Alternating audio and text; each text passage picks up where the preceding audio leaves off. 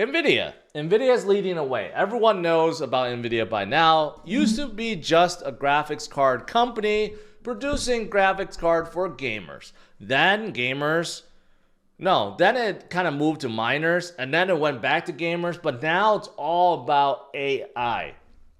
Nvidia is going to have a big earnings once again. Their stock recently dipped and then just came right back up, and they are near all-time high. They are the third largest company by market cap in the world right now. And there is another earnings report that's coming up May 22nd. Just look at that graph. Nvidia added 400 billion in market cap in just 11 days. I really wish I bought some Nvidia stock. I knew it was going to happen. They're just going to come with better and better earnings, and they are unstoppable at this point, okay? But how does that relate to crypto? Obviously, they're leading the AI space, and everyone's super excited about AI and AI companies, okay, which include ChatGPT, OpenAI, and Google's Bard, which I think is now Gemini, and Amazon has their own, and everyone has their own. I mean, they all use Nvidia GPUs. That's the bottom line, which is why Nvidia is so hot, and they can't sell enough GPUs, and their GPUs are the most advanced in the world, right? They are leading the AI space. And in the crypto space, there are a lot of projects in the AI space that are definitely benefiting from the hype. For example, Worldcoin up about 37% this week. Market cap about 1.3 billion. And why is Worldcoin going up? Well, it's the project from Sam Altman. This is a side project in addition to running OpenAI and ChatGPT. This project is very controversial. Very controversial because this project is meant to detect humans from AI, which, if you think about it, is probably necessary in the future. Because AI is getting so good, in a next year or two, we won't be able to recognize what's real and what's not. It's getting to that point. If you've seen a lot of these fake AI ads, they're getting so close where you can't even tell the difference anymore, right? So that's the whole point of this project. But why it's controversial is because Sam Altman created this iris scanner orb that he's requiring all humans to scan, which is very intrusive, obviously, right? So that's why it's controversial. But nevertheless, it's doing well because people believe in him, and this project could be going a lot higher. And plus, they're partnering up with PayPal and, of course, OpenAI, which is his other company that he's running. It makes a whole lot of sense. Okay, so Worldcoin, even though I'm not a big fan of it, I think it's going to go a lot higher because of Sam Altman, because of the AI boom and craze. It's not going to stop. But I don't want my eyes to be scanned. Render. Okay, a lot of people have been supporting Render for a long time. Basically, they are a whole network. Well, they were on Ethereum. Now they're on Solana, and they're basically their own chain. Basically, they allow people to share GPUs, earn money, but also others can use a GPU to compute AI workloads, which is pretty darn awesome, right? Now, ever since they moved to Solana and changed their tokenomics, they've been doing very well, and they have been going up and up and up and up. But what's interesting is now they're starting to onboard dApps. They're not just using their chain for GPU rendering. Actually, they're coming out with dApps. For example, there's this dApp that's called Long Dragon.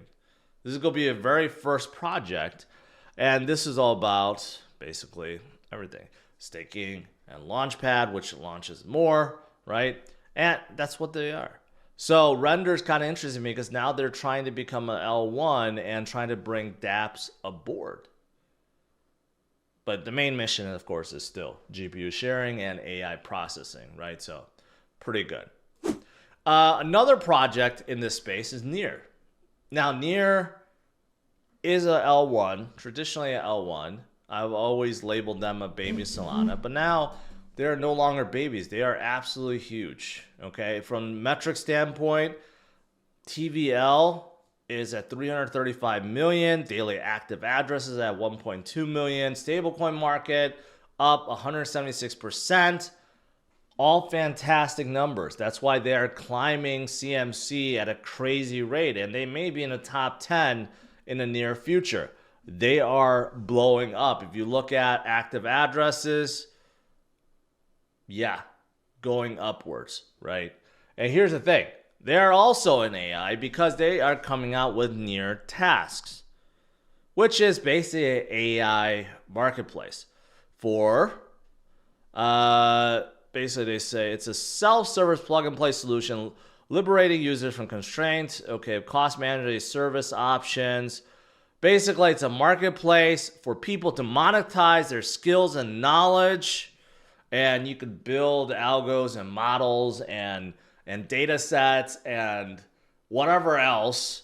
You could all put it into the near task marketplace and have others use it and make money from that. Okay, so that's why they're also blowing up, because AI craze because of that. So all fantastic. Jack Dorsey may be taking a page from Michael Saylor's playbook. He is going to offer $1.5 billion in senior notes. Now, most people think that Jack Dorsey is not going to basically use $1.5 billion to buy Bitcoin. Maybe he does. Maybe he's come to a realization that he's been doing it wrong, and Michael Saylor is doing it right and just putting everything into Bitcoin. But right now, most people believe he is not going to do that. They think he's just going to raise money for Block. But we do know this. Jack already stated he's putting 10% of his profits into Bitcoin every month. Okay. No, I take it back. Two things. Going forward, he's going to put 10% of all earnings into Bitcoin. Yes, and every month he's going to be DCAing. So two things. However, those still seems not enough, especially compared to Michael Saylor, who's basically raising billions upon billions upon billions upon billions and using all of it to buy Bitcoin. A big difference there, right? But we'll see. Maybe Jack has converted. Maybe he's going to do something like that. Anyways, that's pretty good news overall. So that's pretty good. Also, what's good is this.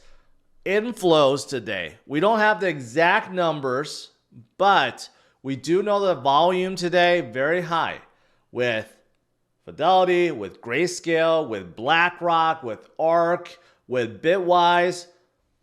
Volume exploded today, and something else very positive. It's very hard to notice, but today's the second day where Grayscale actually had inflow. Very little, but nevertheless, inflow, 3.9 million. On Friday, there was 63 million inflow. Today, 3.9. But does this actually confirm that there are no more sellers of Grayscale, only buyers? I don't know. It's still too early to tell. Maybe we flip. But I'm really hoping, I think this week could be absolutely big. If Grayscale stops selling, that alleviates so much selling pressure. I mean, just look at it. Look at the last few weeks. Even though it's tame compared to first few weeks, still, we're talking about hundreds of millions of dollars being sold. And now we're turning to the green.